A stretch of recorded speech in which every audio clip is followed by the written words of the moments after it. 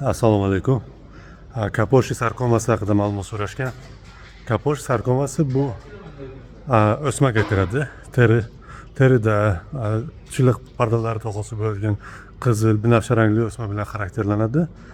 U asosan tomirlardan kelib chiqadi. Uning sababchi sifatida odam gerpes virusi 8 hisoblanadi. Birinchi marta 19-asrlarda o'sha Kaposhi degan yapon olimi tomonidan tavsiflangan. Shuning uchun Kaposhi sarkomasi deyiladi. U juda ham ko'p o'sha VICH bilan infeksiyalangan bemorlarda uchraydi. Immunitet tushganda asosan hosil bo'ladi. Shuning uchun o'sha VICH epidemiyalarida ko'p tarqalgan bo'ladi.